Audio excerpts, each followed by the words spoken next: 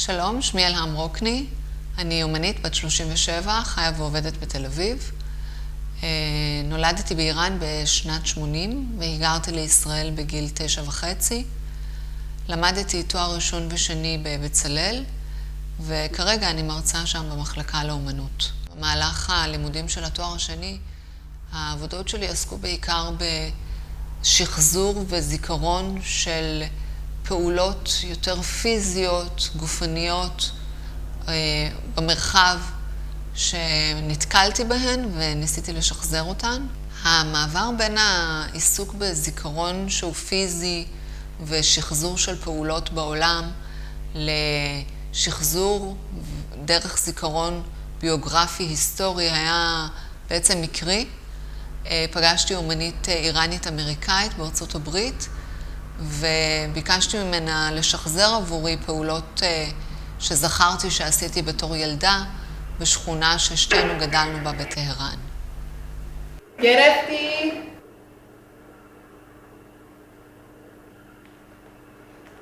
خونه و بابری برو سر خیابون طرف همون مغازه رکنی.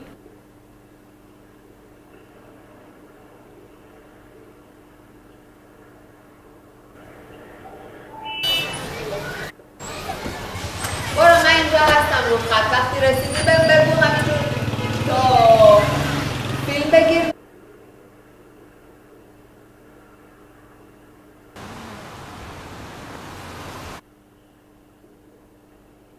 ما همون خونه یه خونه قبل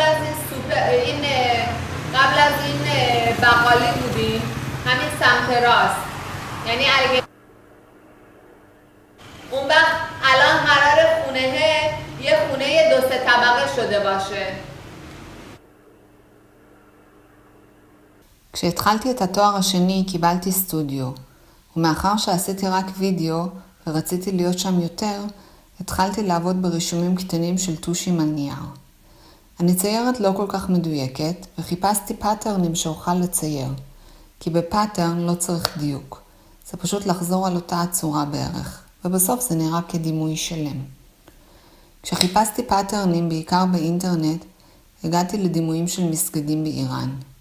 מה שהתפתח והוביל מאז חלק ניכר מהפרקטיקה שלי ברישום עד היום. עם הזמן זה התרחב גם לדימויים מהאלבום המשפחתי. ברישומים שלי אני לוקחת נקודת מבט אוריינטליסטית ומשטיחה של המערב המסתכל על המזרח. בסדרת רל מסגדים למשל, אני לוקחת דימויי מסגדים ועושה הכלאות ביניהם, כאשר העבודה היא מעין הצעה למניפת אפשרויות של אורנמנטיקה מוסלמית. כמובן שדבר אינו נאמן למקורות האמיתיים של התרבות הזו, אלא רק נראה כמו. או בסדרה אבס למשל, הדימויים מבוססים על מנועי חיפוש לרוב ועל דמויות עם מראה מזרחי. תחילה זה היה רק אנשים בשם אבס שמצאתי באינטרנט, ולאט לאט זה כל גבר עם מראה מזרחי שנקרא בדרכי. אבס הוא מעין שם גנרי לכל גבר מזרחי שמופיע ברישום. החתונה הוא פרויקט שהתחיל מסדרה של רישומים ואחר כך התפתח לעבודת וידאו. בסדרת הרישומים עשיתי סטורי בורד הפוך לשנייה אחת מתוך סרט החתונה של ההורים שלי, שבה המסך מחשיך בזמן שהזוג רוקד סלואו. כשניסיתי לברר מתי הם התחתנו, קיבלתי תשובות לא בטוחות ושונות משניהם, מה שהוביל ליצירת הסרט החתונה.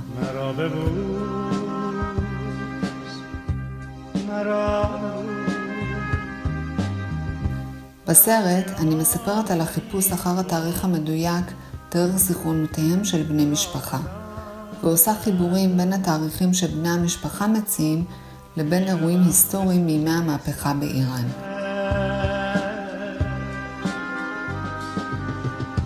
הדגשת הזליגה בין התאריכים מימי המהפכה לבין הזיכרון המשפחתי הפרטי מציע מבט טרגי-קומי על הטלטלות האישיות והפרטיות שהתרחשו בצל האירועים ההיסטוריים באיראן.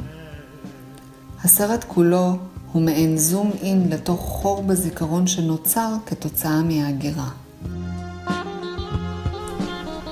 בשנתיים האחרונות אני עובדת על פרויקט חדש שיוצג בינואר 2018 ב-CCA, מרכז לאומנות עכשווית בתל אביב.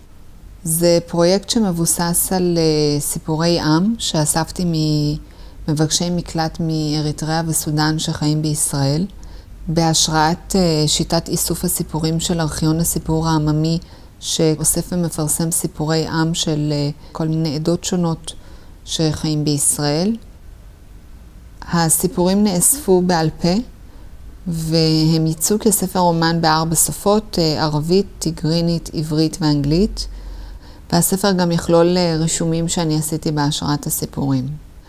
מבחינתי זה מעבר טבעי למה שעשיתי קודם לכן, שהפעם אני מתמקדת בזיכרון של מהגרים שהם לא אני.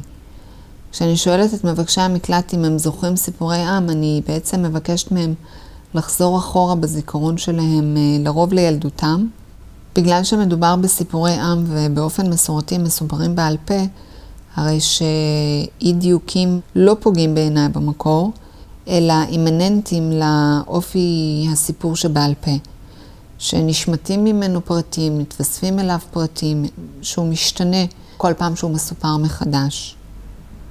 הכנסת הסיפורים לארכיון הוא הכרה ועדות למקומם של מבקשי המקלט בחברה הישראלית, ללא קשר לאיום שיש תמיד על הסטטוס שלהם והיכולת שלהם להישאר בישראל.